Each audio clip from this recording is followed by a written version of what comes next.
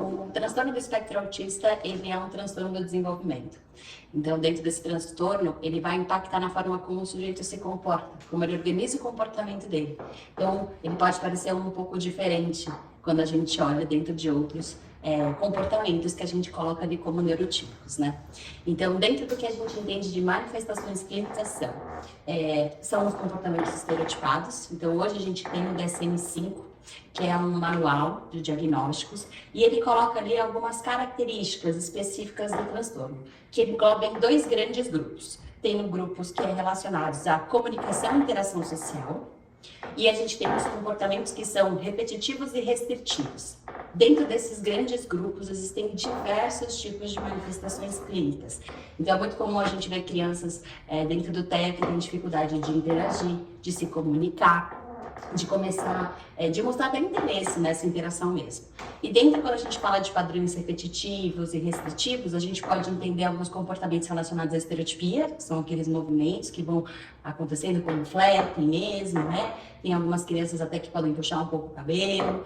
E também existe um hiperfoco, que é quando aquela criança fica muito num determinado tema durante um período muito grande e ela só se motiva diante daquele hiperfoco. Então, essas são as grandes manifestações clínicas, pensando no autismo de uma forma mais global, assim, de todas as faixas etárias. Quais são os sinais que os pais podem observar, ou que eles deveriam estar atentos antes de buscar um diagnóstico do autismo? Acho que a primeira coisa que realça, assim, quando chega no consultório é a comunicação. Por algum motivo, a minha criança não está falando, não está demonstrando interesse, ela não me mostra coisa. Quando eu chamo pelo nome, ela não responde. Quando eu dou alguma instrução, ela não atende, ela não compartilha, não tem interesse em estar lá com os amiguinhos. Então, vai no parquinho, a criança não explora, fica de um lado para o outro. O contato visual acontece muito também, principalmente naquele momento da amamentação. Então, quando a criança começa a olhar, procurar a mãe, isso às vezes acaba não acontecendo também. Então, esses são os principais sinais, e as estereotipias também. As estereotipias são muito clássicas. Tem o balanceio, por exemplo, que também acontece bastante. O flappingzinho, quando vê alguma coisa muito animada. Então, são esses os principais sinais ali, né? Não sei se a Ingrid tem alguma experiência própria que queira compartilhar de como você vai entendendo ali, né? Os sinais do teu menino. Quais foram os sinais que você observou, Ingrid? Na verdade, é de super utilidade pública esse podcast, porque muitas mães não conseguem ver alguns sinais que são muito sutis, né? O Pedro foi um caso que a gente ele não tinha estereotipia, ele não tinha o flap de balançar as mãos, a questão da comunicação com os pais não tinha um déficit que dava para perceber, então a gente só foi percebendo mais à medida que ele foi chegando perto dos 2 anos, e a falta de interesse dos pares, dos primos, e a comparação. Nossa, o fulano com 2 anos já fazia isso, já tinha um repertório bem maior. Agora, a questão do contato visual na amamentação, eu já percebia, mas nunca passou pela minha cabeça que aquilo poderia ser algum transtorno. A gente não tem essa informação, né? A gente não acha que isso é atípico, né? Não, mas eu já sentia, eu amamentava e ele não fazia aquele contato visual comigo. Porque a gente, enquanto mãe, busca, né, também, né? Busca. A gente busca. E aí, quando a gente não vê, às vezes, né, em vários momentos, eu tô com uma menina de 8 meses também, né? E aí, em vários momentos, quando é muito pequenininho, eles não fazem mesmo contato visual, mas depois eles vão ampliando. Então, às vezes, eles dão uma passadinha de olho e volta. Aí que eles começam a aumentar o contato visual e a busca de colocar a mão na gente, de querer buscar a gente. É verdade. Só que hoje a gente já tem outra percepção, né? E, Ale, como é que você pode falar pra gente que é realizado o diagnóstico clínico do autismo? Normalmente é o médico, né? Então, assim, hoje a gente espera que os pediatras, quando tá a criança ali, a gente espera que eles já comecem a identificar ali que não tá atingindo alguns marcos do desenvolvimento, né? Então, ao longo do desenvolvimento, é isso que a Ingrid trouxe. A gente vai fazendo comparações. São comparações relacionadas ao marco do desenvolvimento dentro de um desenvolvimento neurotípico, né? Então, a gente tem ali a fase que começa a falar, tem a quantidade de palavras, tem a forma como vai conjugando ali, as combinações, vai relatando sobre o dia, por exemplo. A gente tem marcos relacionados à parte motora, então começa a andar, engatinhar. Tudo isso a gente tem... Andar na ponta dos pés, né, doutora? Tem também a parte das pontas dos pés, é verdade. Tem muitas crianças que até hoje, assim, até com 5, 6 anos, Uhum. melhor do que ninguém, você sabe, que Sim. ainda anda na ponta dos pés. E isso não entra assim, é uma característica dentro da população andar na ponta do pé, mas não é algo que foge muito do desenvolvimento. Algumas crianças passam por isso também, de adotar pontas dos pés, e não necessariamente isso se enquadra num transtorno do desenvolvimento, por exemplo. Né? Então, existem um pouco essas diferenças, mas é muito comum a gente ver crianças que adotam ponta do pé, as pontas do pé. Existem vários motivos para que isso possa acontecer também. Então, para fazer o diagnóstico, basicamente é o pediatra conseguir entender ali em que fase E aquela hoje, criança pela sua está. percepção, eles têm conseguido cada vez mais ou ainda é uma dificuldade? É uma dificuldade, é uma grande dificuldade, assim. Eu acho que hoje a gente tem algumas áreas da pediatria que estão estudando um pouco mais o desenvolvimento, então eu vou falar pelo meu filho, tá?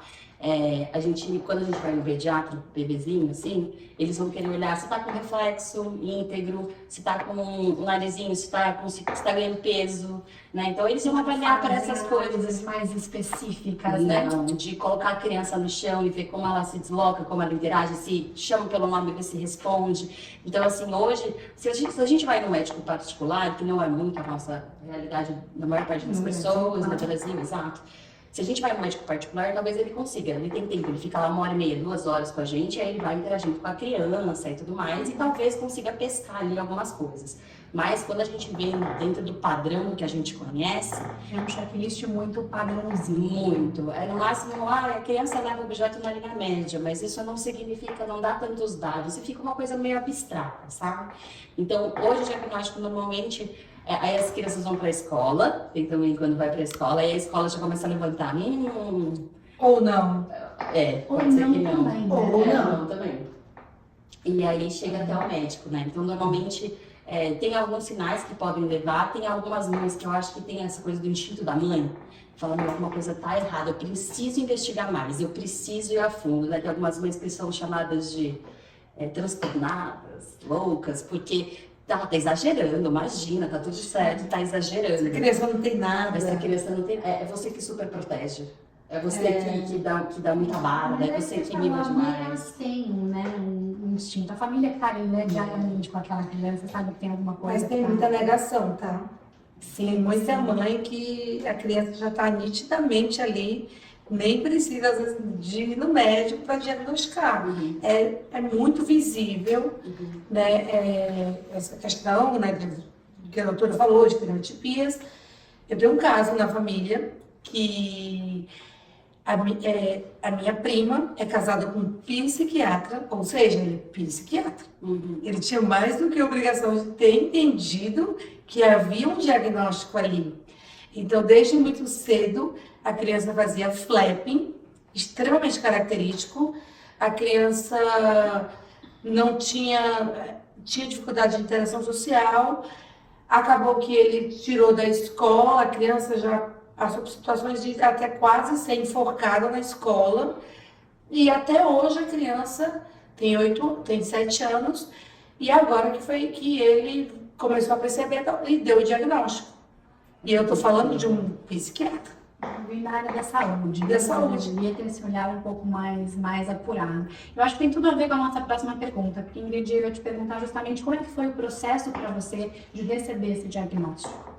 Tá, assim, uma doutora falou, a única coisa que eu percebia realmente era a falta de contato visual do Pedrinho na amamentação, mas tudo parecia muito típico, né? A gente tem até fotos, ele rindo, ele olhando para o pai dentro da maternidade.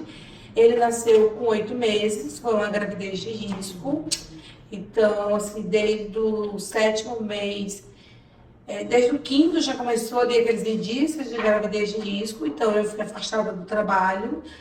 Ele nasceu prematuro, com 1,8 kg. que também, né, diz que é um dos motivos que podem ser causa do autismo. Existem várias especulações, mas a gente não tem nada científico, cientificamente, né?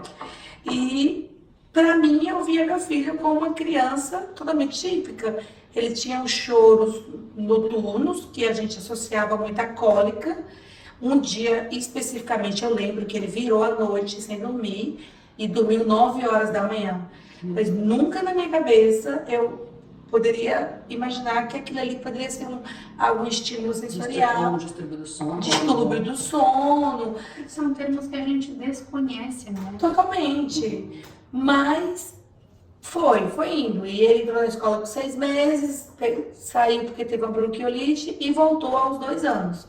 Nesse período, até os 2 anos, a criança está ali, você tem o controle dela, né? Diferente, né? Quando ela está no chão, que ela precisa interagir. Até ali estava tudo bem. E aí teve um caso específico na minha vida, né? Que foi um diagnóstico de câncer da minha mãe. E foi um período que eu fiquei muito ausente. Eu ia e voltava para minha cidade natal para acompanhar esse processo do câncer, né? Infelizmente eu perdi a minha mãe. Mas eu não deixei de ficar atenta.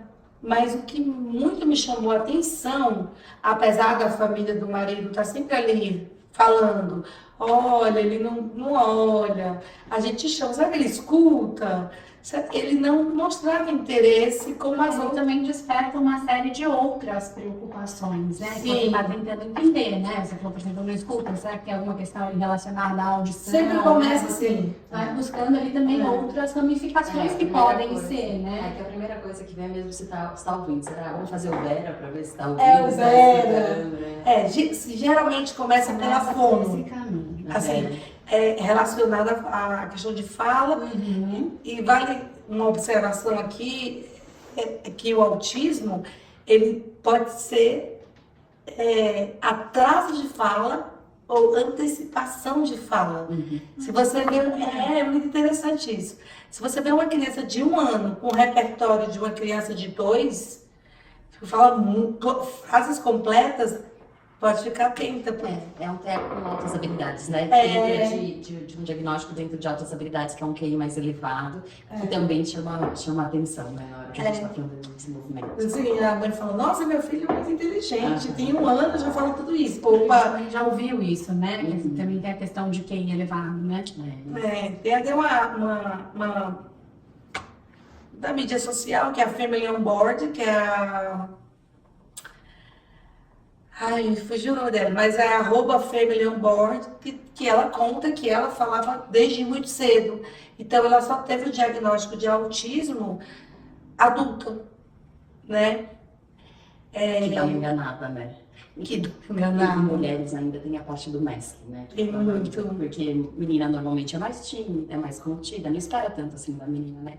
Então aí acaba, não, mas é o jeitinho dela, é assim mesmo. Então dá um pouco desse mestre. Mulher, então, é muito mais difícil de diagnosticar.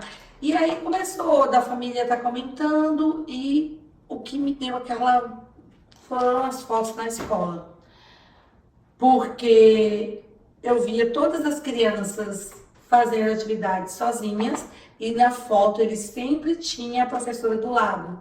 Se era uma atividade de parelha, a professora estava do lado. Se era a foto da turma, ele no colo da professora.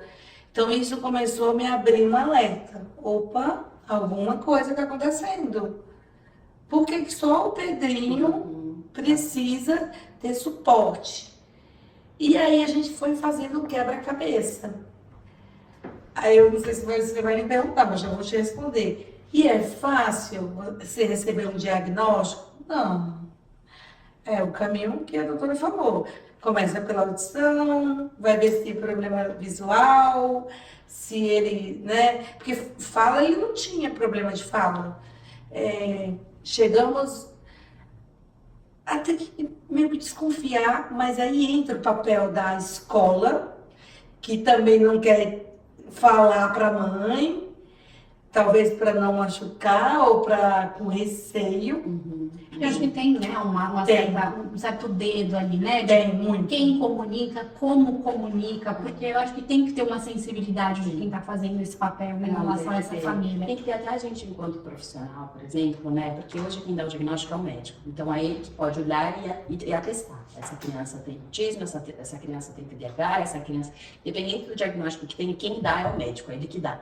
O que a gente faz enquanto equipe multidisciplinar, e que deveria ser o papel da escola também, é mostrar os sinais. Sugerir, né? Sugerir, falar assim, olha, aqui a gente identifica esse comportamento aqui que me chama a atenção.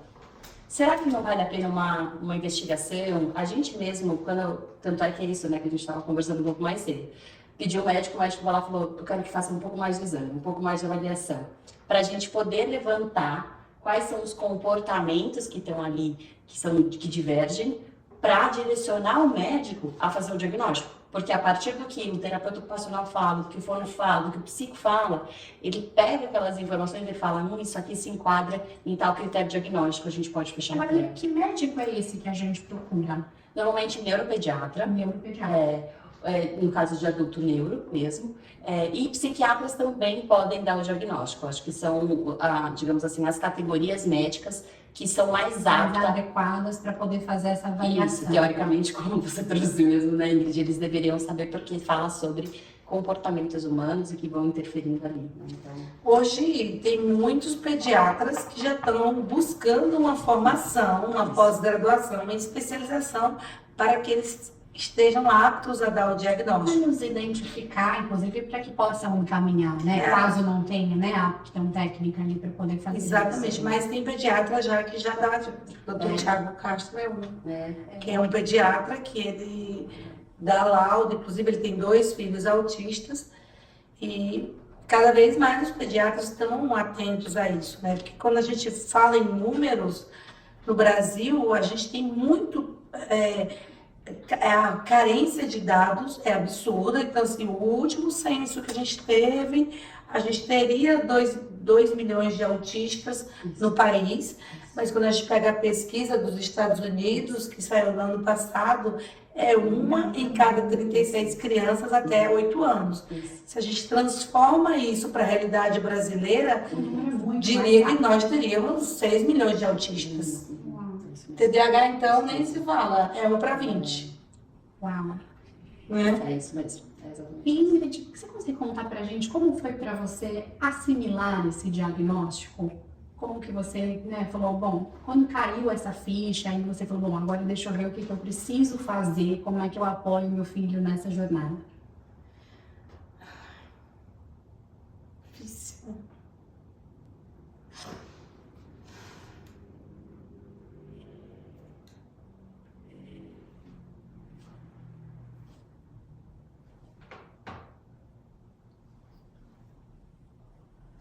A gente sonha com a maternidade perfeita. Eu sempre quis ser mãe.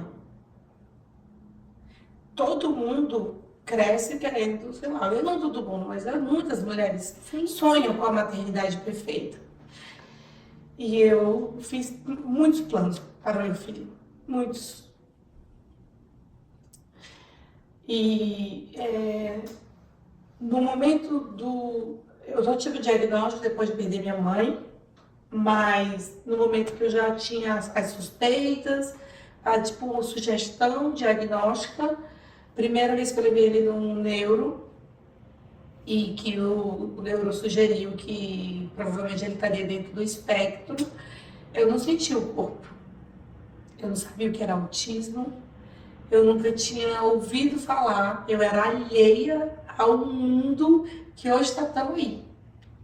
Graças a Deus, né? Hoje é cada vez mais comum a gente falar a respeito disso. E mas ainda assim ainda é um tabu, né?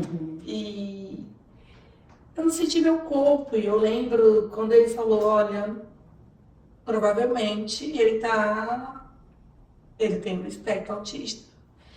Então, assim, eles falam com a naturalidade como se você estivesse recebendo a notícia do tipo, você foi promovida. Não, não é assim. Naquele momento, todos os meus sonhos, é como se você planejasse uma viagem para Paris, e aí ele vai dizer, não, você não vai para Paris, você vai ali, para Presidente Prudente. Ou seja, eu tive que redirecionar todo o caminho.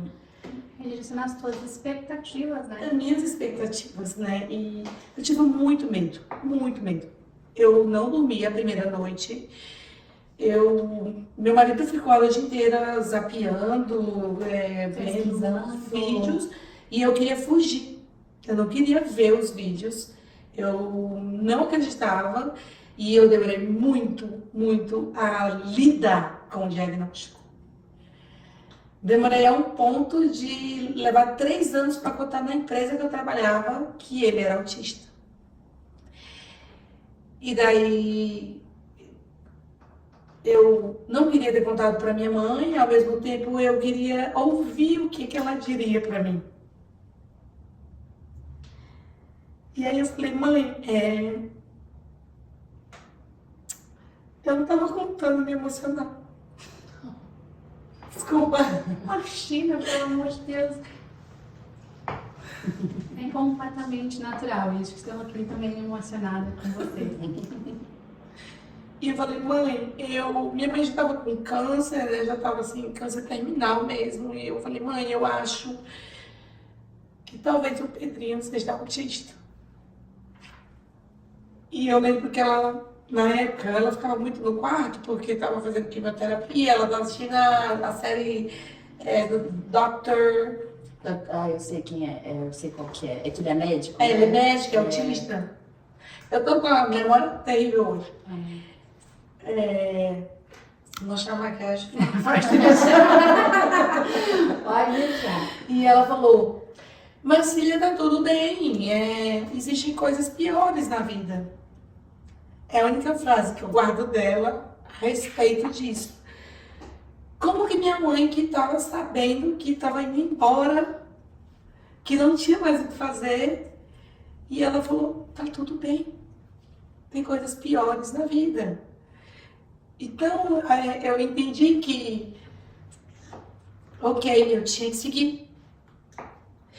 E aí foi quando eu preciso sair disso, porque eu entrei num buraco, e aí com a ausência dela, com a falta dela, eu não queria me abrir, conversar com ninguém, eu tinha medo, muito medo, tinha muito medo. Então assim, eu passei muito tempo sem sair sozinha com meu filho, sempre foi o pai.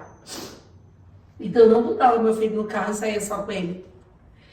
Eu passei por um monte de bloqueios. Então, quem vê assim a mãe, aquela figura que fala, não sei o quê, que dá palestra, que empreende, que transformou uma dor num propósito, não sabe o quanto eu precisei ir até o fundo. E muitas vezes é no fundo que você tem que pular para voltar. É onde tem a mola, às vezes, né? É a mola, exatamente. Então, não foi fácil. Tem um episódio que eu lembro, gente, que marcou muito assim, a minha vida. Eu tinha uma colega de trabalho que ela sonhava em ser mãe também. Fez inseminação, não sei se ela fez inseminação, mas ela passou por um processo para ser mãe. E eu lembro que eu estava bem na época do diagnóstico dele. E a gente sentava numa mesa assim grande do trabalho. E ela falava assim, bom, quando meu filho nascer, aí ela engravidou. Ele vai estudar na escola tal, bilíngue, porque o pai dele quer que ele faça isso, faça aquilo, faça tudo. E eu lembro que eu já estava num processo de dor muito grande, eu tinha perdido minha mãe, e eu olhava assim para ela, todo mundo conversando, eu sempre muito calada, e eu ficava pensando comigo mesma, meu Deus do céu, se ele for para a escola, eu já estou feliz. Eu não estou preocupada se você... A gente muda as nossas referências, né? As nossas expectativas. E a história é tão engraçada que eu não contei para ninguém que ele tinha autismo.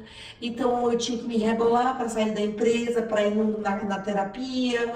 Então eu fiquei vivendo uma vida dupla. Imagina, é como se eu tivesse um amante que pudesse contar. E aí passou, ela teve o filho. Quando o filho dela fez 1 ano, do nada, ela me toca o telefone. E ela falou assim, oi, tudo bem? Deixa eu te fazer uma pergunta. O Pedrinho é autista? Juro, gente, eu gelei, assim, do jeito que eu tava. Sim, na lata. Na lata. Falei, meu Deus. Eu falei, não, eu não entendi. Mas por quê? Por que da pergunta? Não, então, deixa eu te contar. Eu vi aqui que você segue muita gente que eu tô seguindo. E meu filho acabou de ser diagnosticado.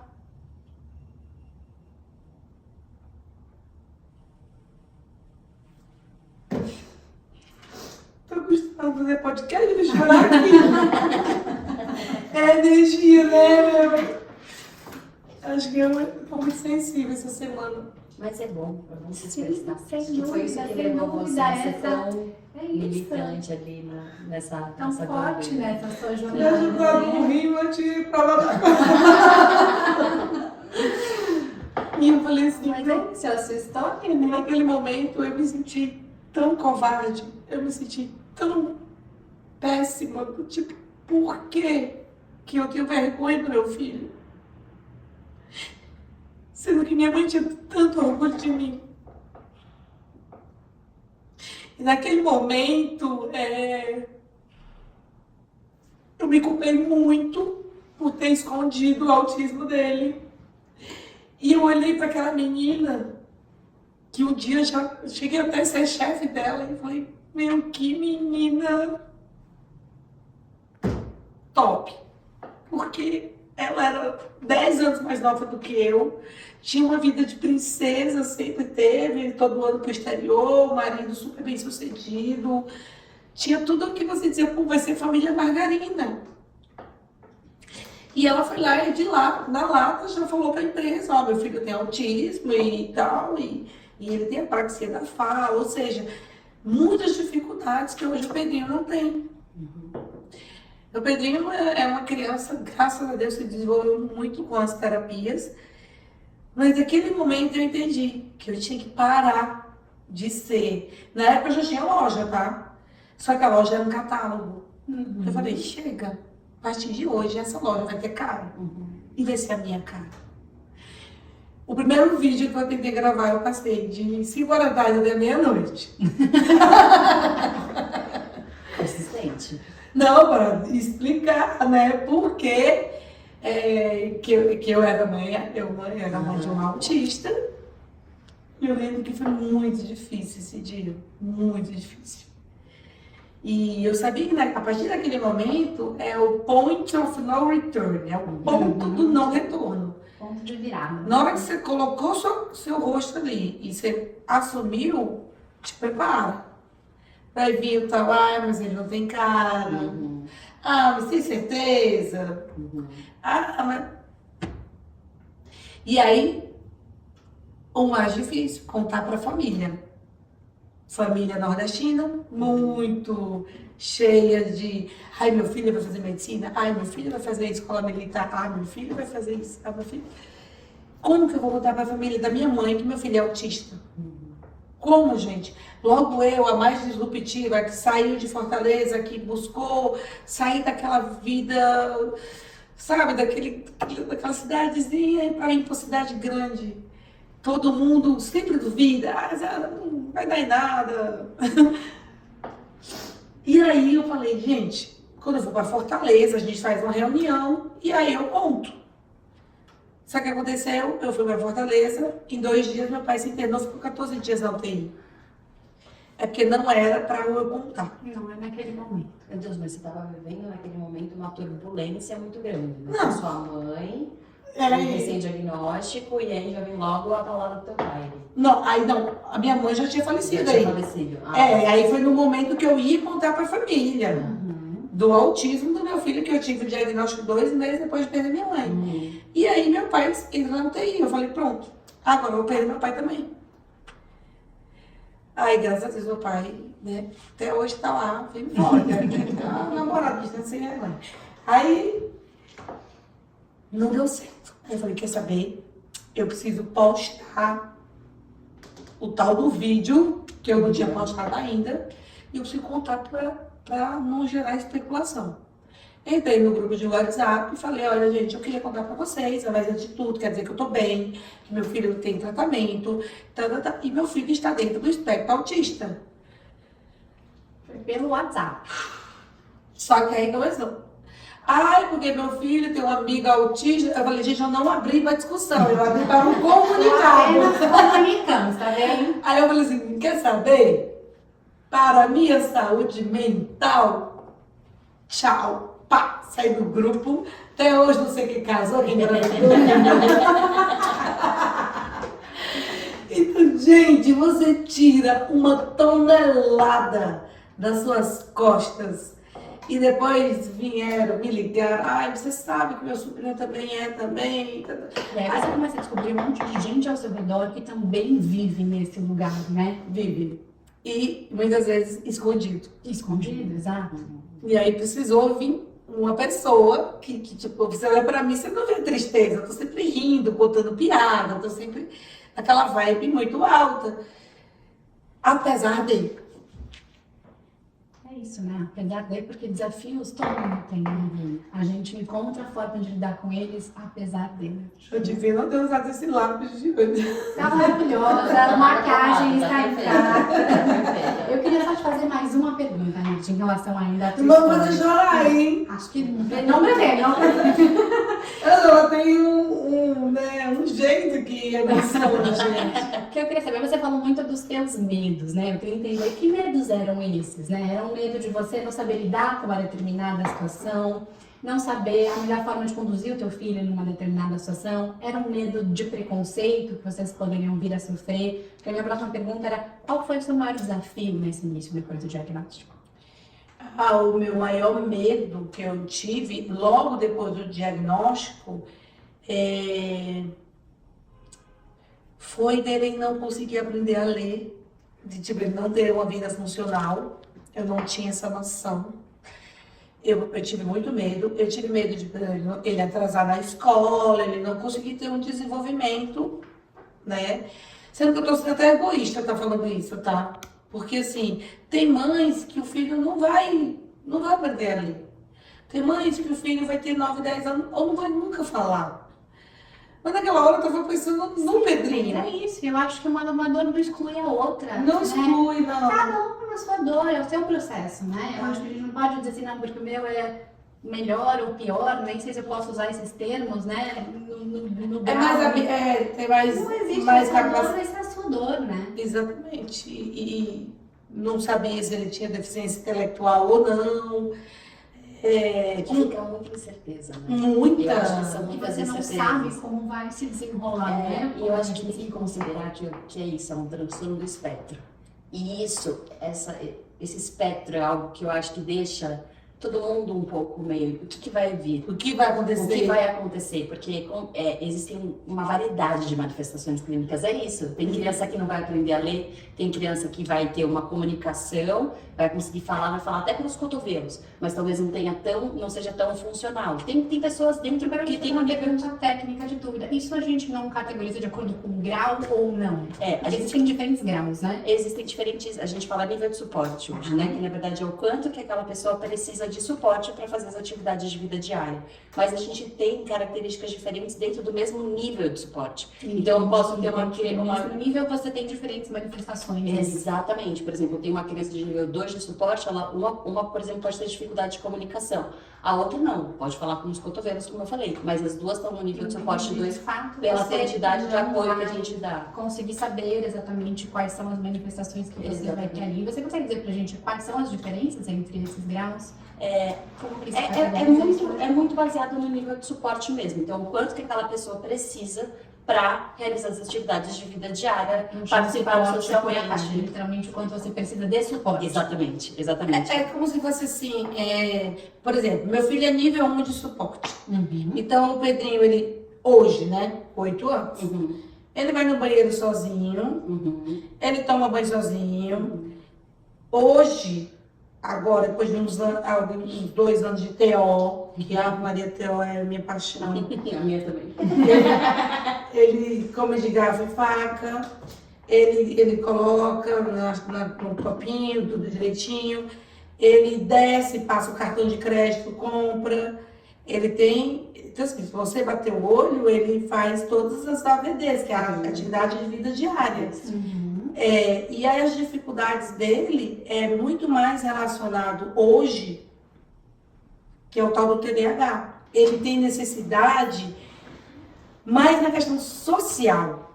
Eu precisaria que ele tivesse uma atendente terapêutica dentro da escola.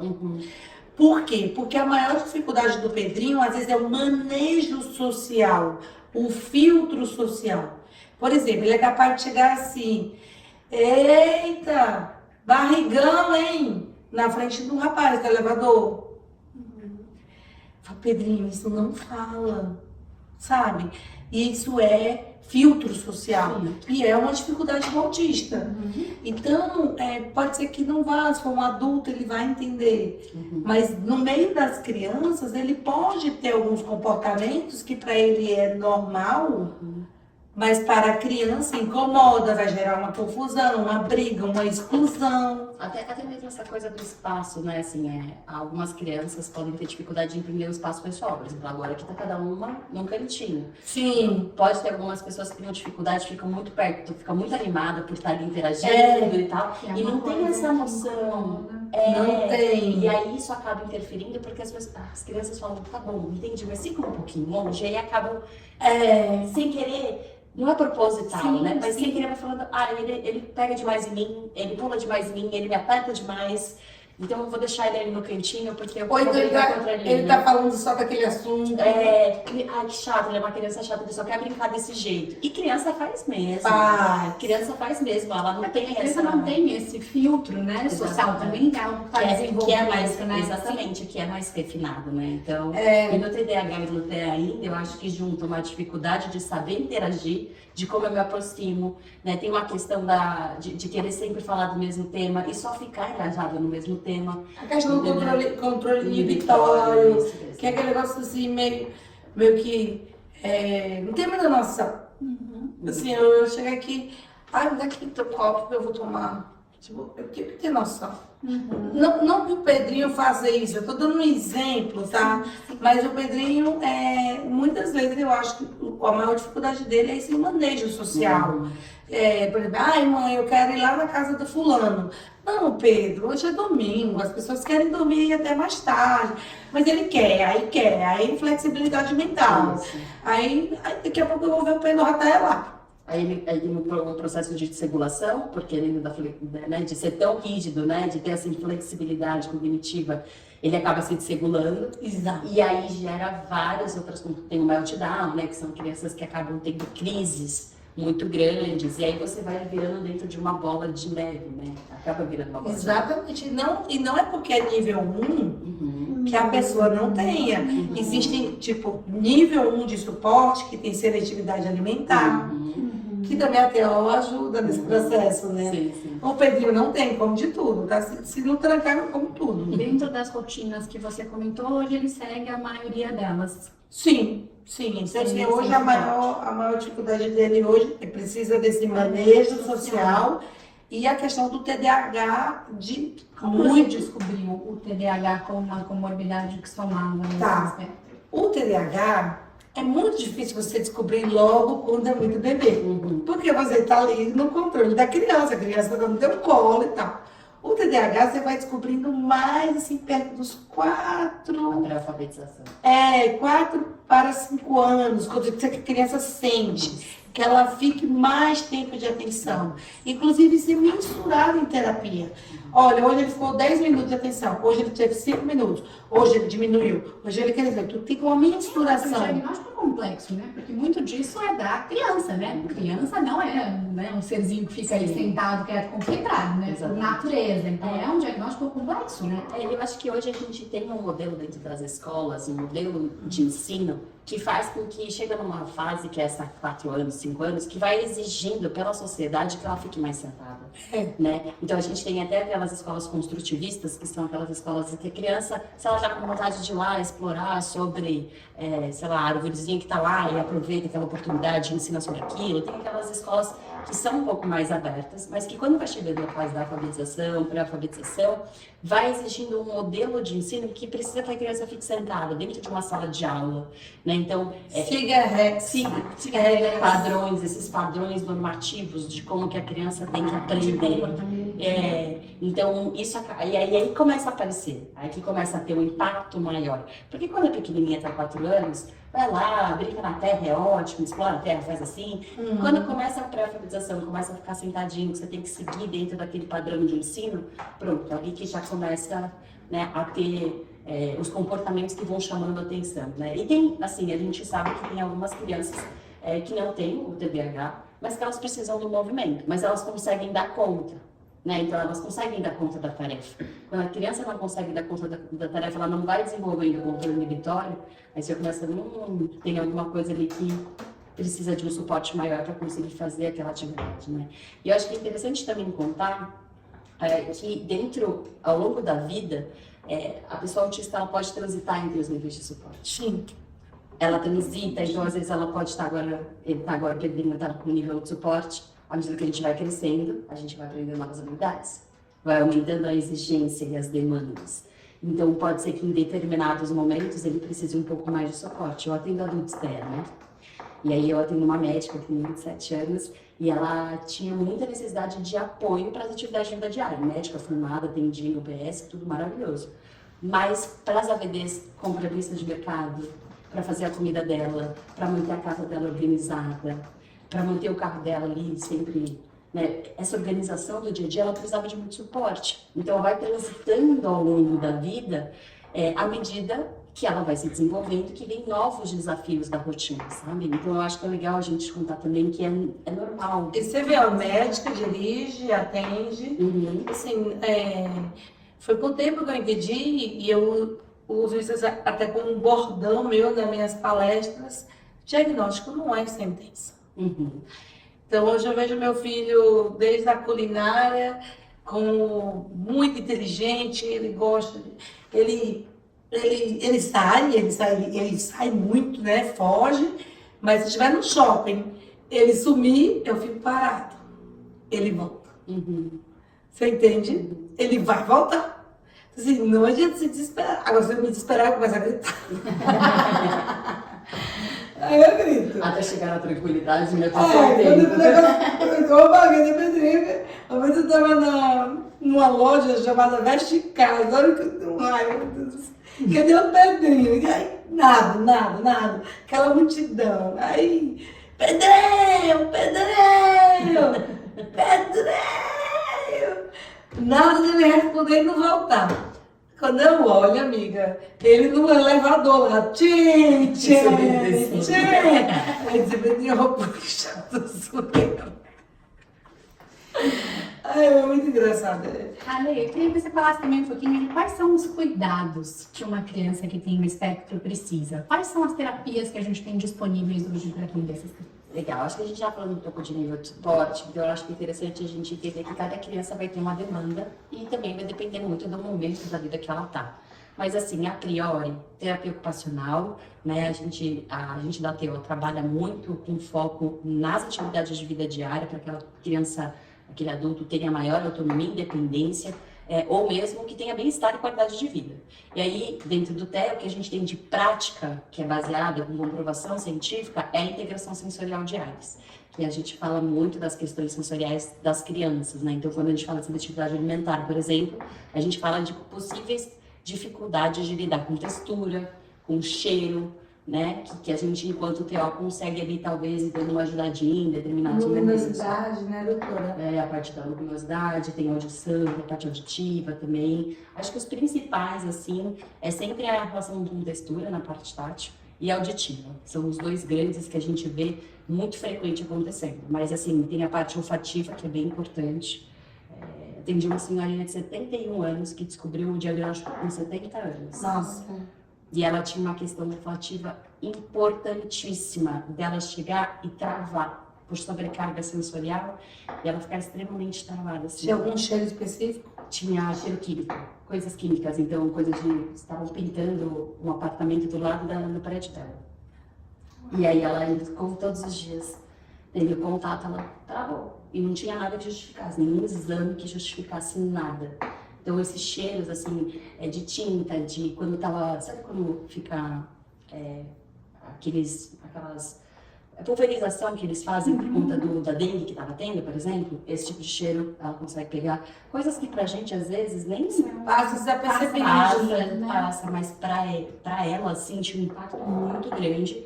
E todas as questões sensoriais, elas vão impactar o nosso sistema nervoso autônomo, que é aquela parte da luta e fuga, né? Então, assim, quando a gente fala de processamento sensorial, a gente fala dessas reações.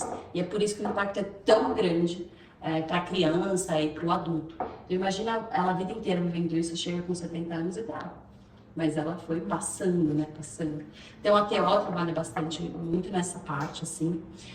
A gente tem os fonoaudiólogos também, que falam, eles conseguem avaliar a parte de comunicação, de linguagem, de pragmática. Então, eles conseguem trabalhar muitos aspectos das funções comunicativas, né? Então, muitas crianças, às vezes, acabam não se comunicando porque não entendem a função da comunicação. Que a partir do momento que ela consegue pedir por uma comida, ela não precisa mais chorar. Né? Porque o que acaba acontecendo com crianças com dificuldade de comunicação o que elas conseguem fazer é expressar por choro. Tem muitas mães que já sabem, isso aí é fome, isso aí é sono, isso aí ele quer um brinquedo. Mas para o resto da sociedade, isso não é dado. Então, muitas vezes a gente precisa ensinar essas crianças a se comunicarem para que elas não aprendam só a se comunicar com a mãe, o pai, a avó, a tia, a professora, todo mundo consiga entender. Desse ciclo, né? Exato. E aí a fonoaudiologia, sendo essa grande área que consegue entender a comunicação de várias formas, né, que a gente fala de comunicação multimodal, ela consegue dar muito esse suporte para a população TEA, trazendo comunicação aumentativa alternativa, que são aqueles tablets de comunicação. E a gente tem a psicologia, que, né, hoje o que a gente tem evidência científica na análise do comportamento, né, que é o ABA, o famoso ABA, que vai trabalhar ali com diversas estratégias que vão ajudando a criar ensino de habilidades, dão suporte para o ensino de habilidades. Inclusive, fonoaudiologia, terapia ocupacional utilizam, né, de bases da análise do comportamento, de práticas da análise do comportamento que a gente também inclui dentro da nossa formação para atender a população. Então, são essas 3 grandes áreas de cuidado. Isso. E como que as famílias podem acessar essas terapias? Como que elas podem ter acesso a esses serviços de apoio? Assim, hoje a gente tem vários, vamos pensar assim, a gente tem dentro do SUS, tá? Então, vamos pensar pelo SUS. No SUS, normalmente, precisa ter um laudo médico. Todas as terapias, para você conseguir ter um suporte, tanto do convênio médico quanto do SUS, você precisa de um laudo. Isso. Tendo laudo, você entra dentro, no SUS você tem a atenção básica que faz um pouco desse encaminhamento. O que acontece hoje é que a gente tem um SUS muito sucateado, não é de hoje, mas ele tem um SUS muito sucateado, então muitas vezes não tem nem neuropediatra para dar o laudo. Não tem profissionais especializados e que tenham formação para conseguir dar conta, porque o autismo, eu acho que muitas das coisas que acho que isso é uma coisa muito legal, que está aparecendo, que eu estou vendo aparecer muito, que cada vez mais estamos falando sobre autismo. E isso vai ajudar muito a gente ter mais professores capacitados, né? Acho que as graduações também vão conseguir absorver um pouco mais de conteúdo sobre autismo. Hoje, lá na Genial, a gente faz alguns processos seletivos que tem fonos que são formadas, por exemplo, que falam, já vem com a bagagem, mas você pega... Eu me formei em 2015, por exemplo. Eu tive isso aqui de pé, na minha formação. Eu fui muito atrás, que eu não entrei na área, eu fui muito atrás. E foi muito desafiador exatamente porque não é um acesso tão fácil, né? Eu entrei na área em 2017, 2018. Então, ali ainda estava começando. Hoje, eu acho que a gente consegue ter um alcance maior. E eu acho que vem muito da luta das nossas mães ali, no movimento de mães, de divulgar e informar. Muito mais do que de profissionais, assim. Eu vejo muito esse movimento das mães que viram o mundo, né? Como se diz. Vai até barraca em shopping, já vi. E assim, que bom que temos, né? Assim, e que bom que a gente consegue agora unir forças para a gente conseguir levar cada vez mais informação. Então, a gente tem do SUS, um pouco isso que acontece. E quando a gente vai para os convênios médicos, a gente tem as clínicas, que são clínicas, tem clínicas que são conveniadas e tem clínicas que as pessoas pagam, né? Então, quando é conveniada, o convênio vai lá, recebe o diagnóstico e fala, tá bom, então você vai para essa clínica e ele faz o direcionamento. Mas muitas vezes tem famílias que não esperam o convênio médico tomar, né, colocar ali no caminho, ou mesmo as famílias já começam a intervenção antes do diagnóstico, e aí vai por via particular. E aí normalmente eles pedem um reembolso pelo convênio médico e às vezes entram até com liminar né, para que os convênios Eu médicos... É isso que eu ia te perguntar. Como foi para você essa experiência? Na verdade, assim, até complementando, a questão do SUS realmente ainda é muito sucateado.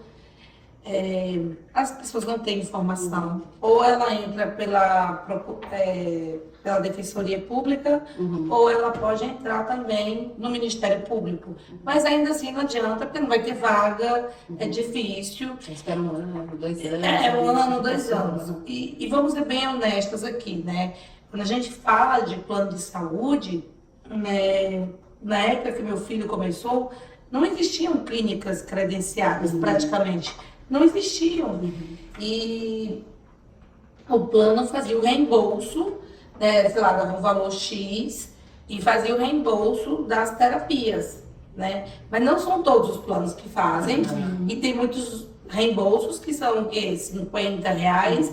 Isso é para que as mães tenham ideia. Existem terapias hoje que tem a variação, sei lá, mais barata, de 250 a R$400. A hora. A hora. A hora. Assim, só para você ter ideia, meu filho é nível 1. Se eu for somar tudo que ele gasta em terapia, eu precisaria ter aí, para bancar, né, sem pagar o plano de saúde, no mínimo uns R$13 mil.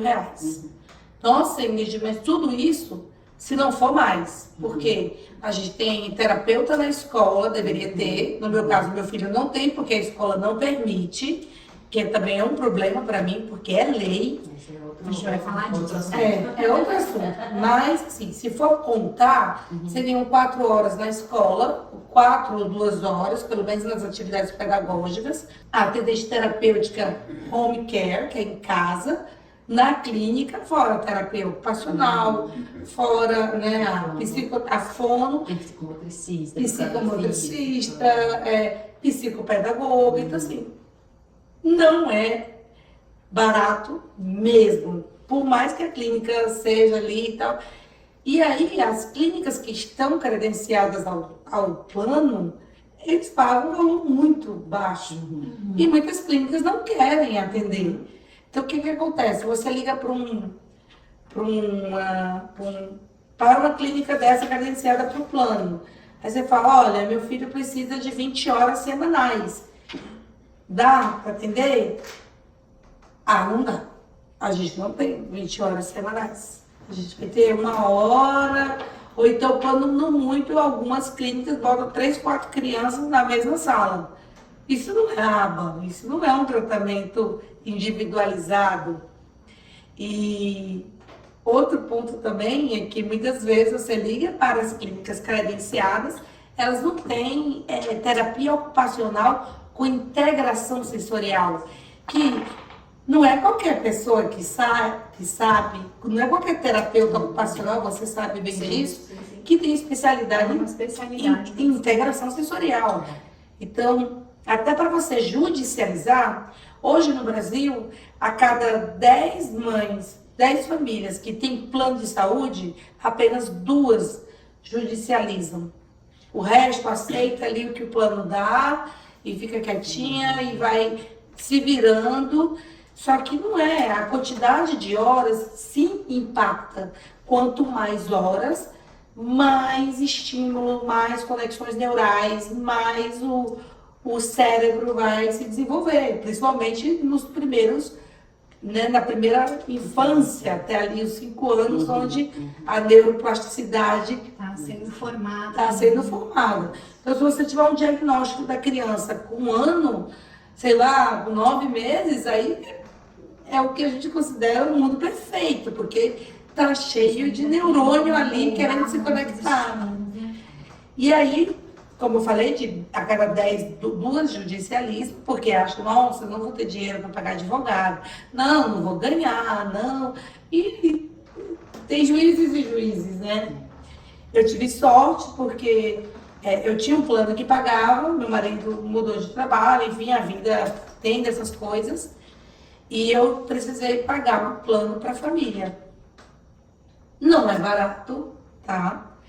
Eu diria assim, é uma paulada. E durante o período que eu não recebi a liminar, minha liminar saiu agora, praticamente, para não deixar a criança sem tratamento, eu mantive a TO, porque eu amo o trabalho de TO. Eu acho que a terapeuta ocupacional ajuda muito em atividade de vida diária, então eu não quis abrir mão da TO e mantive a pessoa que fica em casa nas atividades ali com ele. É tanto que ele tinha 2 horas de TO, recebeu alta de 1 hora pelo desenvolvimento. Assim, eu acho que TO é vida. TO é vida mesmo. É vida. Amo. Mas, assim, para você conseguir um liminar, você precisa, sim, de um advogado. Você é muito bem orientado. Então, assim, se de cara você já liga e fala que seu filho é autista, eles vão te inventar uma desculpa e vão negar, não vão querer fazer teu plano. Tanto que o meu plano era quando eu quis continuar, ele inventou, só com carência de 2 anos. Não existe isso. Ninguém vai ter um plano com carência de 2 anos. Não existe. Não faz sentido nenhum. Só que assim, já sabia da história do meu É filho. importante se informar, inclusive, legalmente, né? Daquilo que você tem direito, para que você possa, né, usar eu os acho recursos que da melhor forma possível. Eu acho que a gente está agora num momento também dos convênios médicos. Tá muito delicado. Tá muito delicado, assim, tá uma situação bem delicada, porque De novembro para cá, principalmente.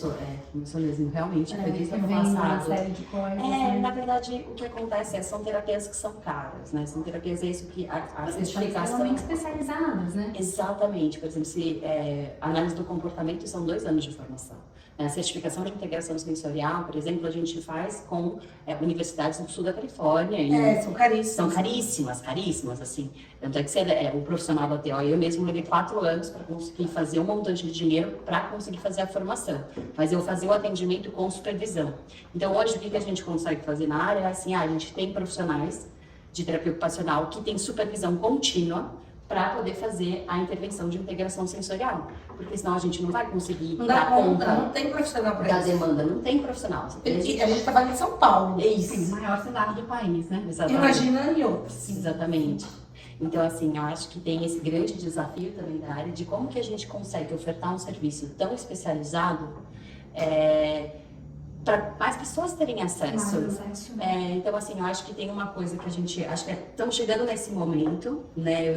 Eu acho que a Genial Care tem muito esse objetivo, né? De como que a gente consegue democratizar o conhecimento. É o sonho, né, gente? É o sonho. Como que a gente consegue trazer terapias de qualidade, né? Com bom embasamento científico para a gente conseguir ofertar para essas crianças o melhor dos cuidados. Porque ou você tem para mais de 10 mil para gastar com a tua criança, ou você às vezes tem que abrir mão de algumas coisas e você não quer abrir mão de nada para o teu filho. Você quer que o teu filho tenha tudo que ele possa ter, né? Então, eu acho que existe esse grande momento que os convênios médicos eles vão ter que vão ter que rebolar um pouco para entender como que eles vão conseguir garantir isso, né?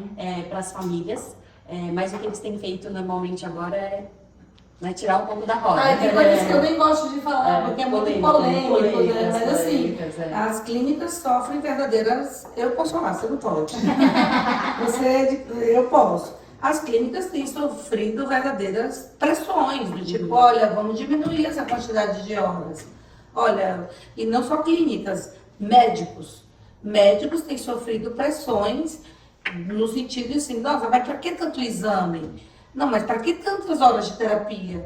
E você tem visto aí, acompanhado os grandes big aí, falando em live, falando assim, não admito que chegue um pediatra que não sabe o que é o autismo, chegue na minha clínica para me fazer uma auditoria, para dizer quantas horas eu vou indicar para a criança. Isso tem sido acontecido muito. E eu não acreditava quando eu via. Até um dia eu peguei o telefone e liguei para a médica do meu filho. Falei, doutora, estão falando no grupo de mães que a médica não está podendo passar exame porque ela está sendo ameaçada. Ela falou, é verdade. Isso é verdade. Eu falei, meu Deus, o negócio tá sério. E as clínicas estão ameaçadas toda hora. E aí auditor e não dá para colocar 3, 4 crianças na mesma sala. A gente vive um momento bem... A gente está no momento. Eu acho que ou a gente consegue transformar um pouco dessa realidade, né? Assim, a gente vai ter que encontrar um caminho, porque senão vai ficar insustentável, assim, sabe? E é isso. E acho que Estamos tá- aumentando a quantidade, cada De vez diagnósticos. mais de diagnósticos. né? Crianças que A precisam gente desses precisa de tratamentos. profissionais capacitados, a gente precisa de escolas capacitadas. E como que a gente consegue fazer isso, sabe? E a democratização mesmo. Exatamente. E aproveitar que você falou da escola, esse era o nosso último tópico, que eu queria trazer também essa informação de utilidade pública, né, sobre os direitos que as crianças autistas têm em relação à educação. Então, vamos falar o que é previsto em lei hoje, né, o direito à matrícula na rede pública e privada, um profissional de acompanhamento e o plano de educação individualizado, certo? Eu queria que você contasse um pouquinho sobre a sua experiência, né? Como foi colocar o seu filho na escola e como que a escola te apoiou. Nervoso. Vou falar? Vamos lá. A primeira escola... Existe aquilo que é lei e existe aquilo que é a realidade. Vamos lá. A primeira escola que foi onde eu tive o diagnóstico, eu fui super bem acolhida, a coordenadora me acolhia, eu chegava, então tinha muita coesão com a equipe multidisciplinar, vamos fazer assim, tinha acompanhamento da atendente terapêutica, então eu dei um salto de ganho e evolução enorme, sem dúvida. Aí ele teve que ir para a segunda escola, porque acaba a série. E aí eu lembro como se fosse hoje, não foi um dia muito feliz da minha vida, né? Então eu falei, olha, eu quero matricular meu filho. E eu fui recebida com pombas de rainha. Foi apresentada à escola, olha isso, aquilo, tal. Fui apresentada à escola inteira. E aí eu fiquei quietinha, não falei nada. Para mim, tudo certo. Na hora que eu sentei na mesa com a diretora, eu falei, tá bom, ele vai ficar aqui. Só que tem um detalhe, meu filho tá dentro do espectro autista. Nossa, a feição dela, meu Deus. Mudou completamente. Aí eu falei, tudo bem? Ela falou, não, então, veja bem, é porque aqui a gente só pode ter o número X de pessoas por sala de aula. Primeiro que não existe limitação. Não existe. Não existe. Aí eu falei assim, não, mas deixa eu te falar, mas é lei. Você não pode me negar a matrícula. Não é que eu estou te negando a matrícula. É que eu preciso ver se vai ter vaga. Eu falei, mas peraí, ele tem que vir para cá porque os amigos dele estão vindo. E... Não, então a gente vai ver, vai te dar uma resposta. Eu falei, você está me negando a matrícula. Porque até então tinha vaga. Porque tem Até então tinha vaga, né? E eu lembro nesse dia, eu tinha uma call da empresa, era 10 horas a call, eu saí da escola, era 9 e pouco, peguei o táxi. E eu fiquei numa indignação e entrei na call, desliguei a câmera, desliguei o microfone e o povo falava e eu só chorava. Não é possível. Não, é nervoso, né? Eu já tô imaginando um bonequinho lá do Divertidamente, assim, dá raiva mesmo, Não, né? eu não consegui entender, foi o primeiro momento que eu senti assim, a discriminação na pele. Eu falei, não é possível, mas ela não sabe qual é meu filho, ela não pode fazer isso comigo. E enquanto eu estava na call, e até um colega perguntou, você está bem? Porque geralmente eu sou comunicativa, eu falo, né? Aí eu falei, cara, eu não tô bem não tô legal não, depois eu te conto. E aí, nesse meio tempo, eu acho que ela entendeu que eu era uma pessoa esclarecida. Porque muitas mães saem, choram e ficam por isso E mesmo. procura outra escola. Procura outra escola, às vezes deu 1, 2, 3, enfim. E muitas vezes tem escola que convida a criança a se retirar. E eu tô falando de bigs escolas, assim, de nome. E aí, ela mandou mensagem, falou, não, então a gente vai aceitar o Pedrinho. Obrigada, que bom. Né? Fazendo o mínimo, né? Só que assim, eu tive que me sujeitar, porque ele já tinha uns 6 amigos que vinham da outra escola, e até hoje ele está nas escolas, já está no 3º ano. Não adianta que eles não aceitam, não adianta, já falei, já chorei, já briguei em reunião, e não adianta, mas o menino é louco pela escola, é louco pelos amigos, e convencer ele de mudar de escola. Não tem. Você tem uma outra quebra, né? Se mudarem de escola, Você mas tem volta que quebra, escolher né? as suas As brigas, batalhas. as As suas suas brigas. batalhas. Mas assim, eu estou sendo cobrada pela médica dele, porque fala assim, olha, o que o Pedrinho precisa melhorar é o manejo social. Mas não E é... às vezes, né, assim, eu acho que é interessante falar que quando a gente fala do acompanhamento terapêutico, teoricamente, ele é um acompanhamento que deve durar um tempo. Ele está lá para dar suporte, insumo para a criança se desenvolver ali, porque o objetivo de nós, Não é ficar 24 horas. e nem ficar o resto da Pra sempre, vida. né? A gente quer que aquela pessoa, aquela criança desenvolva habilidades para ter autonomia e independência. Então é um período em que a pessoa está lá, né, o acompanhante está lá, e à medida que ele vai entendendo que ele ensinou uma coisa, a criança pegou, está fazendo de novo, pô, qual é o próximo objetivo? Faz ali, pegou aquela habilidade e desenvolveu, qual é o próximo objetivo? Vai chegar uma hora e vai falar, desenvolver as habilidades. Não precisa mais, ele está indo bem. Eu acho que as escolas, elas acham que vai ser um apoio eterno, mas na verdade, quanto mais as escolas forem acessíveis e receptivas para dar esse apoio, porque o ideal é a professora fazer, né? A escola deveria oferecer esse tipo de suporte, só que a escola não oferece esse tipo de suporte, né? Não adianta dizer que a gente não sabe o que aconteceu lá. Mas tem uma pergunta que você fez que eu não vou pular essa pergunta, que é a história do PEI.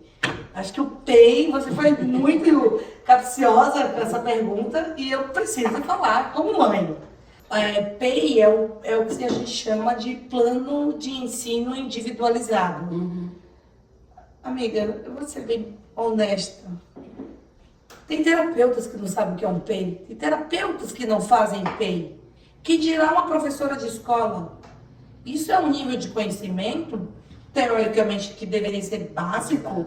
Que o PEI é você ter um plano, olha, os objetivos dele é esse. Quando ele atingir esses, a gente vai para esses. E depois a gente vai para esse. O que é o básico necessário, não tem. E eu, inclusive, tive uma reunião na escola esses dias, eu até fiz um vídeo e falei, vou perguntar para ela se ela tem um PEI. E aí eu perguntei, você tem PEI do Pedrinho? Ah, a gente tem um PEI. Eu disse, você me passa? Não, a gente te passa. Eu estou esperando até hoje. Então, assim, não tem PEI. A verdade é que não tem. E tem muita gente que na carência desse plano de ensino individualizado, acaba caindo nesses cursos da internet, que tem pessoas ganhando milhões.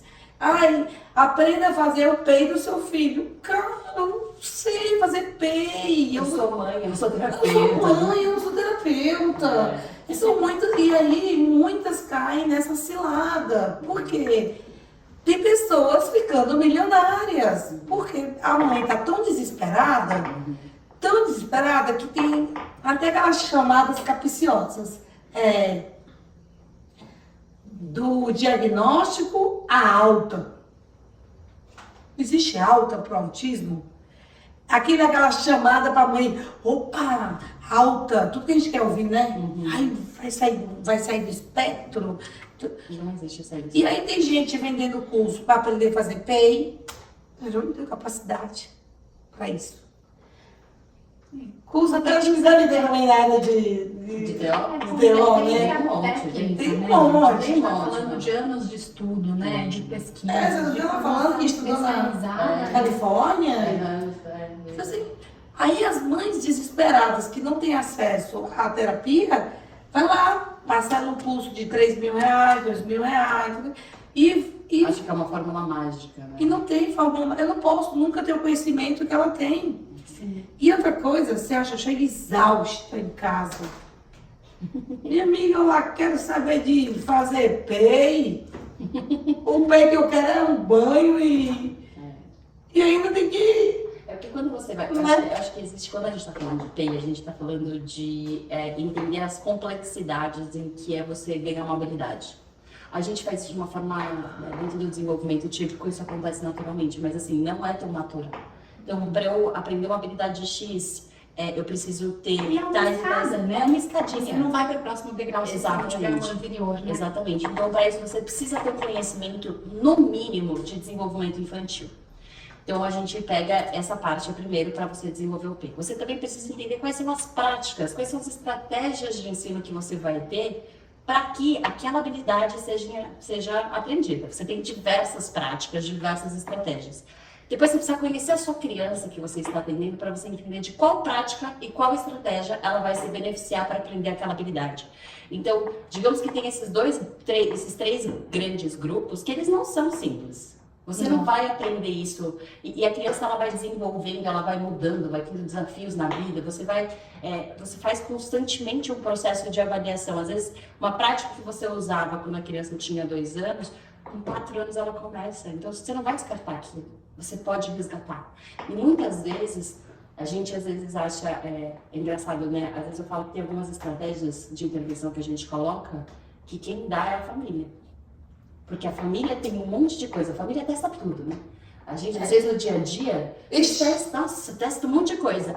E às vezes o terapeuta fica ali penando para encontrar uma estratégia, mas a resposta Tá em casa. tá em É uma casa. parceria, né? É um trabalho em exato. conjunto, né? Exato, e tem coisas que funcionam em casa e tem coisas que funcionam na escola. Então, eu acho que tem que ter um conhecimento e um know-how de como que você vai pegar uma estratégia que está dando super certo na escola e falar, por que a gente não leva para casa? Ou uma coisa que está acontecendo em casa, que pode dar muito certo na escola, e que você leva isso para terapia. Enfim, eu acho que existe toda uma forma de você manejar o conhecimento. Além de você ter o conhecimento, aplicar ele, é você saber como que você pode fazer esse mix, né? De que isso aqui eu posso levar para cá, isso aqui eu vou trazer para cá, e tudo isso para o bem-estar e qualidade O do terapeuta vida. não é santo milagroso. Porque tem muita mãe que fala assim, esse menino não desenvolve. A terapeuta. Mas essa terapia não tá dando certo. Mas aí eu mesma tô cansada de ver. A pessoa acabou de sair da terapia, a mãe só faz assim, o tablet, o tablet. Aí vem dizer que a terapeuta não funciona? Peraí, garota, você tá fazendo o teu papel? A vida acontece com a família, assim, até quando a gente vai falar de comunicação, tem o treino tablets de comunicação, por exemplo. Normalmente tem o treino que acontece na sessão, mas assim, a comunicação da vida, a comunicação da criança. Então não tem como ela acontecer num período do dia. Ela tem que acontecer constantemente, né? E tudo bem, às vezes a gente entende que é uma coisa muito especializada para a família começar a pegar taco, colocar no meu dia a dia. E por isso que às vezes o acompanhamento terapêutico é muito importante. Porque você consegue trazer para a rotina, para coisa, para a vida, para o dia a dia, para a vida real da criança. Porque quando a gente está no contexto clínico, a gente está no contexto totalmente controlado. Ou seja, não tem o cachorro latindo, Isso. não tem o... Você tem outras intervenções ali no seu dia a dia acontecendo, né? Tem. E aí eu acho que quando a gente vai para a vida, essa vida real, a gente entende que, tudo bem, eu tenho que trabalhar algumas coisas dentro de um contexto clínico, para depois aquilo que eu trabalhei no contexto clínico ser utilizado no dia a dia e ter utilidade, funcionalidade, sabe? Então eu acho que o acompanhante terapêutico, aquela pessoa que está ali, e a orientação parental também tem muito essa função, é de você trazer e falar assim, olha aqui essa habilidade, ele está conseguindo fazer, por que você não está fazendo isso na sua casa? Porque aí a gente treina em casa, então a gente precisa de parceiros, a gente precisa da família, da escola.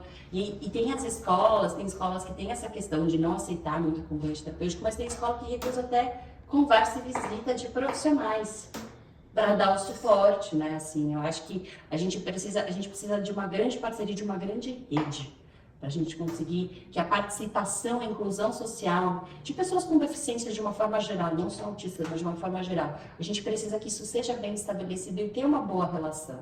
Eu acho que hoje as escolas às vezes ficam, vai vir, nossa, para você marcar uma visita na escola, uma novela, você tem que falar com não sei o quê, marcar no nanã, não sei como que é na escola do teu menino, mas eu já tive vários desafios de fazer visita escolar, vários desafios, né? E às vezes é uma visita que ajuda, que a gente orienta, às vezes é suficiente a gente orientar o professor que faz um ajuste, mas às vezes não é. Às vezes a gente precisa de um acompanhante mais direcionado para uma demanda específica. E por que o PEI é importante? Porque eu consigo justificar, olha, para eu ganhar esta habilidade, dentro desse objetivo, eu preciso desse suporte. Eu preciso de um acompanhamento terapêutico, eu preciso de uma orientação especializada. E a gente consegue definir qual é a prática que eu vou utilizar de acordo com o PEI. E saber o que é prioridade. Qual é a minha prioridade? Que meu filho consiga tomar no copo ou que ele aprenda a fazer a soma de matemática? Exatamente. A minha prioridade é que ele tome no copo. Funcionalidade. Funcionalidade. Então, assim, sabe, eu não estou querendo que ele seja um gênio. As batalhas, né? Você tem que escolher. Prioridade. Tipo, a minha prioridade é que ele escreva retinho na linha, ou que ele hoje já escreva E seja entendido minimamente. minimamente Pra mandar uma mensagem pra você. e leia. Uhum. Porque assim, meu filho foi alfabetizado em casa na pandemia. Foi assim, o meu maior pavor que ele não fosse alfabetizado. E aí, ó, era colado na parede inteira. Baba, bibobuca, eu bora, aqui, vai. Menino foi alfabetizado. Mas é o que eu te falo. Olha a participação da família, né? Muita gente. E o que eu quero deixar claro e eu gosto de dizer essa mensagem, temos clínicas, que bom que tem mães que têm oportunidade de ter acesso, mas que, mesmo tendo acesso, eu como mãe, eu fiz muitas coisas com cartolina. Tipo, processo de desfraude, eu desenhava, olha, Pedrinho, olha, é que a criança não usa mais fralda. É o processo de fazer ele ir direto para o vaso, ao invés de ir para o pinico e para o vaso. Você já pula uma etapa, você já vai logo para o vaso. Eu precisei fazer muita coisa em casa. De novo, saúde mental muitas vezes não temos para sermos terapeutas, mas na ausência vai ter que ser a mãe, né? É que eu acho que tem coisa que é muito da família, né? Quando a gente fala aqui de meninos, por exemplo, do banheiro, né? Que meninos fazem xixi em pé. Imagina a delicadeza de uma terapeuta mostrar para o menino como que ele vai segurar, como que ele vai segurar para mirar no jeito certo. A gente precisa da família nesse momento. Sim, O sim. risco, A gente falou, tem que ser uma o parceria, risco de né? você ter um profissional ali, eu não sei, eu Eu te entendo. Você entende? Eu super ficaria assim. Precisa dessa parceria. Não, essa parte de fraude e tudo, eu fiz muito em casa. Tem coisas que eu acho que a gente aprende, e assim, é um modelo de casa, é referência de casa, que a gente tem que usar, porque é isso que vai estar presente o resto da vida daquela criança. Quando ela tiver adolescente. Que ela vai ter. Exato, sempre. Então, assim, essa parceria com a família, e é incrível você ter falado, fiz o desfraude dele em casa, porque não adianta só chegar e falar, tira ele, leva ele a casa do maior e pronto. Né? E deixa na mão da escola, deixa na mão do terapeuta. Eu acho que tem que ter, senão fica tudo muito grave. Aí, que quando você vai desfraudar, você tem que acordar de 2 em 2 horas para levar a criança no banheiro. E falei, ai meu Deus, eu não vou dar conta de acordar de 2 em 2 horas. Isso aí eu preciso fazer. Já passei dessa fase, né? De acordar. E quando era muito pequenininha, até acordava de 2 em 2 horas. Já passei dessa fase. Mas assim, graças a Deus, desfraudou, nunca fez xixi na cama. Mas eu olho para trás e digo, gente, e a gente tem um sentimento de culpa. Eu sou uma mãe que me culpa por tudo. Então, eu quando vou numa consulta médica, eu já Isso não é seu, né? Isso é da mãe. Da Eu mãe. estava falando, né, antes de começar. Como Mas é na natureza da mãe esse lugar, né? mas eu acho que entra quando tem ainda o Sim, eu transtorno, acho que isso ainda fica ainda mais aflorado, tipo, né? ele não aprendeu porque eu fiz isso, porque eu não percebi, fiz, né? Eu não fiz, ou porque eu fiz demais, né? Assim, Isso fica ainda mais sensível, ainda mais latente, né? Ainda tem que lidar com as pessoas que fazem comentários que te machucam extremamente, né? Essa semana passada eu postei uma coisa do meu Instagram, que eu já estava uma semana ruminando e resolvi postar porque muita mãe se identificou. Uma pessoa da família falou na frente de todo mundo, que falou assim, olha, eu já sabia que ele era autista desde a maternidade.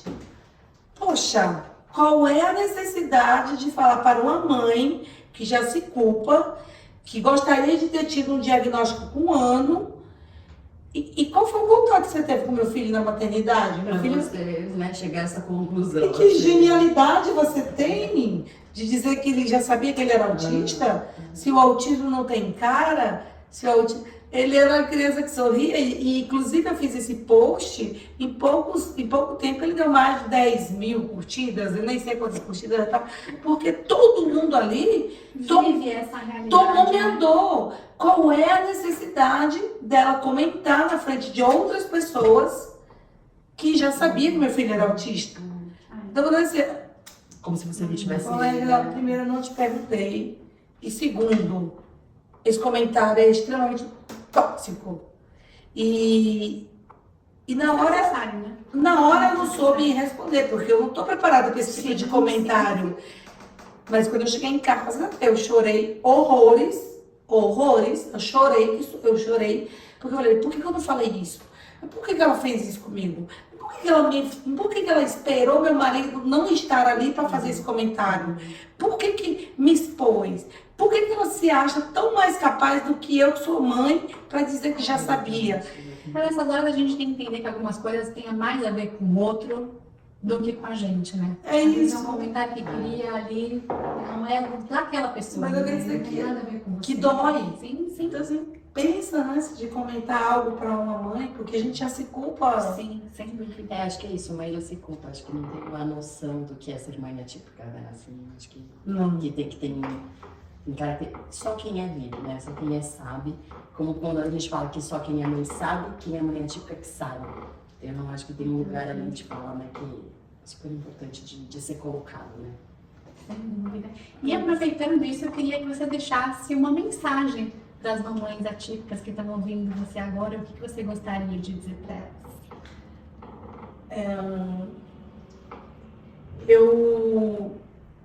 Primeiramente, que não se culpem pela questão da dor do diagnóstico.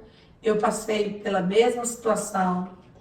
Assim como qualquer perda, o diagnóstico é um luto.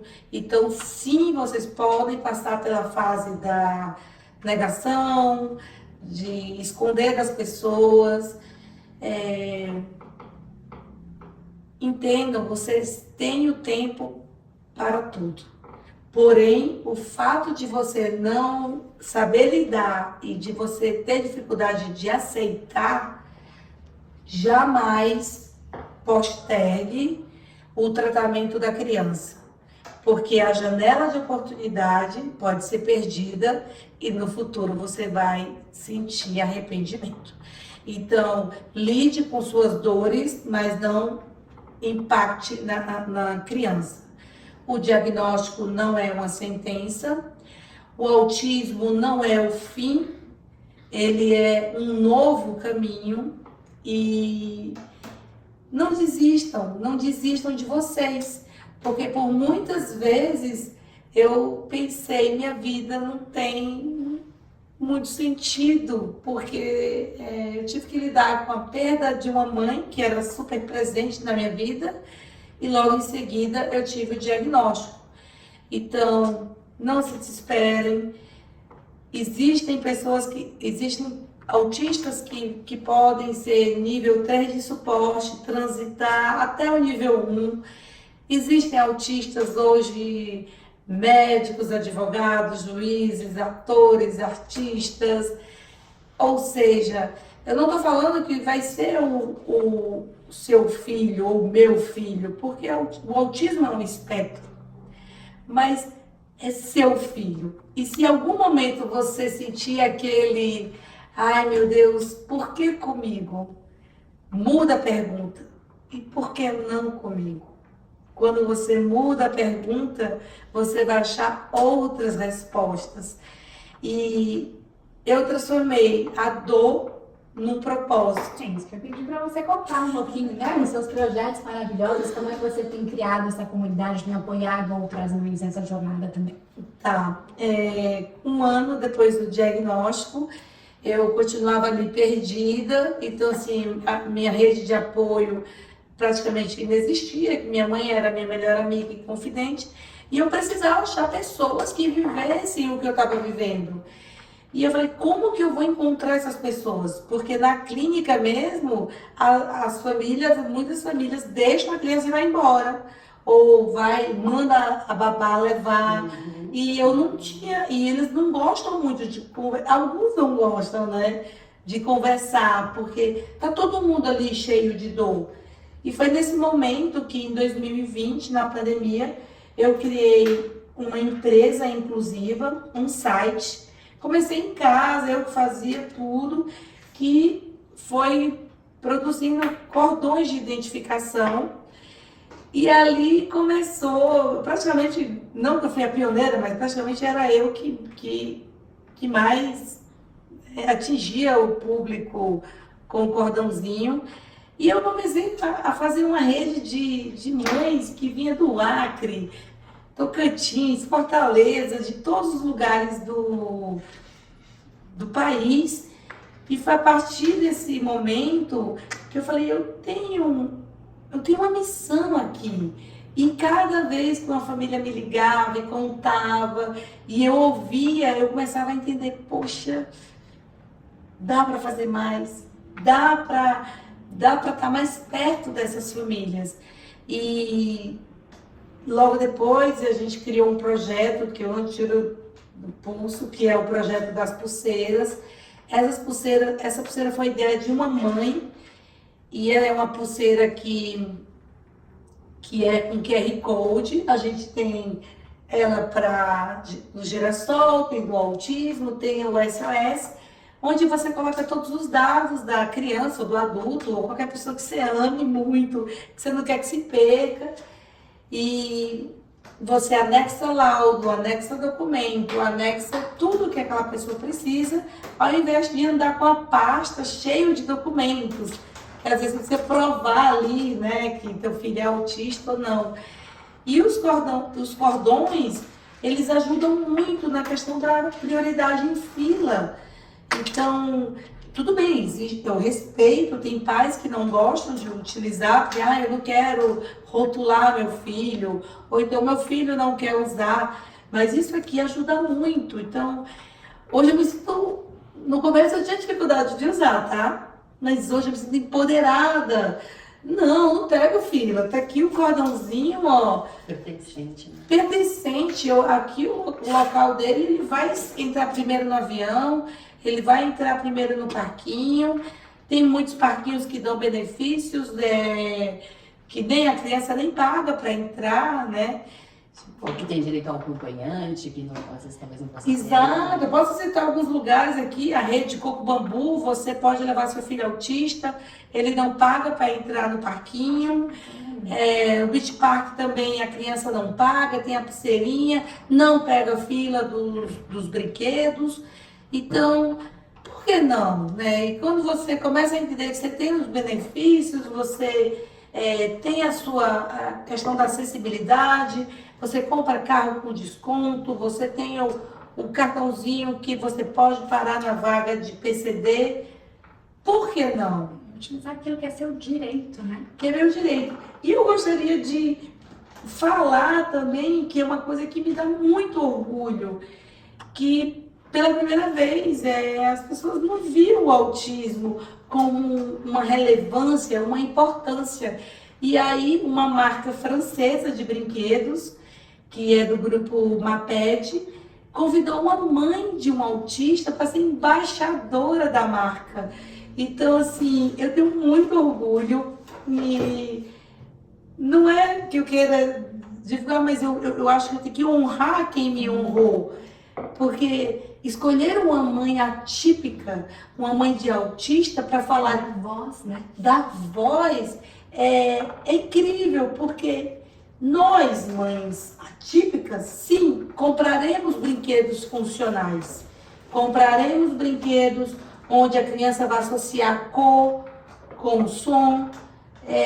E aí eles têm uma linha completa de musicalização, de produtos, brinquedos terapêuticos, associação de cores, tudo que eu sonhava ter quando meu filho começou lá atrás e não tinha. E eu acho isso legal, eles têm uma preocupação com essa questão do aprender brincando, porque é assim que as crianças aprendem. E eu honro muito essa oportunidade, porque eu trago voz. Eu digo, olha, mãe atípica, não desiste do mercado de trabalho, não deixa de empreender, não deixa de sonhar, porque não é, nossa, eu nunca vou ser uma influencer, eu nunca vou ser uma empreendedora, eu nunca vou ser aceita no mercado de trabalho. Não! Foi com a minha força que eu consegui chegar lá. E você desbanca um monte de pessoas que poderiam estar fazendo esse trabalho. Mas vão existir empresas, vão existir pessoas que acreditam que o propósito está acima de tudo. Esse podcast foi pesado, hein? Cuidado com ela. É isso aí, gente. Mas isso é... E para finalizar, gente, as mães desistem delas. E muitas vezes eu me peguei desistindo de mim.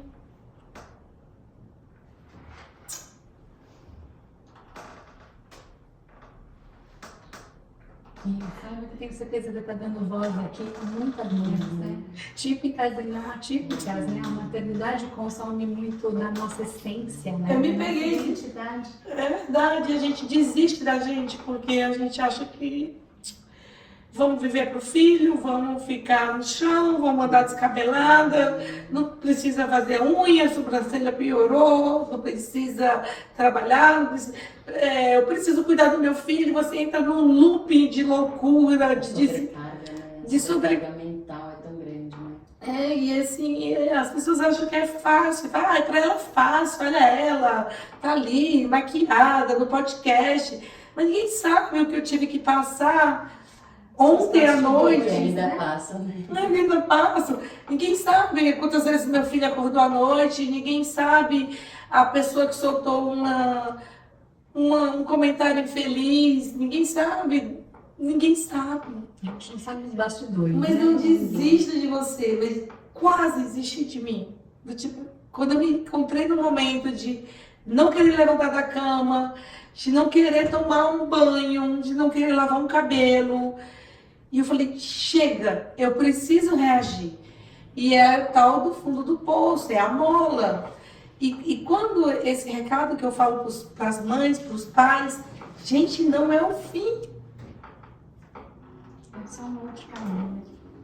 E pra gente fechar, tem a nossa pergunta clássica, eu não poderia deixar de fazer para vocês. O nosso nome mãe também pode, acho que você estava exatamente Tudo a falando ver, isso. né? Depois para vocês duas mães, o que mãe também pode?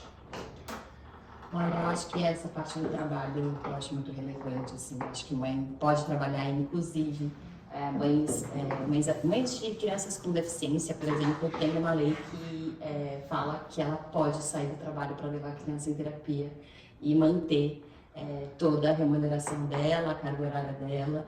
Então, a gente tem uma legislação que protege essas mães, né? E mães, e deveriam ser pais, né? Que hoje a gente tem uma realidade muito grande de mães assumindo ali esse cuidado, mas que a gente tem ali leis que asseguram a essas mães de saírem para levar os seus filhos em terapia e não ter o trabalho ali como um cheque, eu vou escolher meu trabalho ou minha vida. Então, eu como mãe recente, eu tenho um menino de 8 meses, Tava aqui fofinho, tava com a aqui, gente. ele tá aqui, daqui a pouco ele vai subir. Mas muitas vezes eu me deparo será que eu vou dar conta? Será que eu vou conseguir? Né? Assim, eu trouxe ele exatamente porque eu estou na fase de amamentação, então ainda ele depende muito, né? Precisa estar muito perto de mim. E muitas vezes eu me pergunto, será que eu vou conseguir trabalhar que eu amo? Eu amo ser terapeuta ocupacional, eu amo fazer o que eu faço, eu amo muito. E eu não quero abrir mão disso, porque é abrir mão de uma parte minha. A gente não precisa, né? Não Acho que é isso aqui que a gente está definindo. Você Exatamente. também pode, né? Exatamente. Continuar tendo sua profissão, continuar fazendo aquilo que você ama e continuar sendo uma excelente mãe. Exatamente. E para você? Eu achei maravilhoso o nome. Mãe também pode. Mãe também pode ser mulher. Porque eu acho que isso tem tudo a ver com o que eu passei. Eu esqueci o meu lado mulher, né? Não precisa disso. Sabe? Tudo era pra ele. Se era uma coisa era pra ele, um brinquedo era pra ele. Ah, não precisa disso. E a mãe também pode ser mulher. Você pode ser empoderada, você pode estar com a unha feita, você pode estar com o cabelo arrumado, você pode se maquiar, você pode comprar suas maquiagens lá sem ter culpa porque você não está comprando alguma coisa para o seu filho. Você pode ser mulher e você pode ser feliz. A maternidade não pode ser uma dor. Independente se ela é típica, se ela é atípica. Não estou querendo romantizar, pelo amor de Deus. Tem muitos desafios, é verdade, mas ela vem para somar, né? Mas não desista de você, porque se a gente desistir da gente, quem vai cuidar deles? É isso, a gente sempre fala disso, né? É o maior favor que você pode fazer para o seu filho é você olhar para você. E se Você cuidar, disso. se cuidar, porque a gente teve até um outro caso recente na comunidade autista de uma mãe de 3 filhos autistas, né, que veio a óbito por dengue. Quanto tempo essa mãe não vinha sofrendo? E ela teve que se anular ali Ela para teve- conseguir dar conta de toda a demanda. É o nome do, até o arroba deles é Somos Tea, né? E o pai ficou sozinho com 3 crianças. Então, quer dizer, quanto tempo essa mãe vem se anulando, sem uma consulta? Será que foi a dengue mesmo? Será que não já tinha alguma coisa ali? E do nada, assim, Foi de repente. foi embora. E aí, quando morre uma mãe atípica, todos nós morremos. E aí você fala, meu Deus, eu preciso me cuidar. Eu não posso ir embora e deixar meu filho. Eu acho que é isso.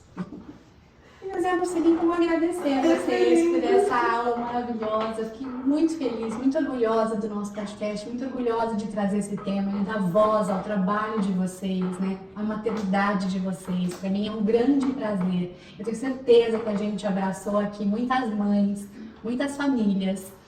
Eu fico realmente emocionada porque eu criei esse espaço com um propósito, que era da gente contar histórias e abraçar todas as maternidades nas suas diferentes versões. E eu acho que a gente cumpriu o nosso papel aqui hoje. Então, obrigada pela presença de vocês. Obrigada pela oportunidade também, né, de estar aqui falando e conseguindo divulgar cada vez mais.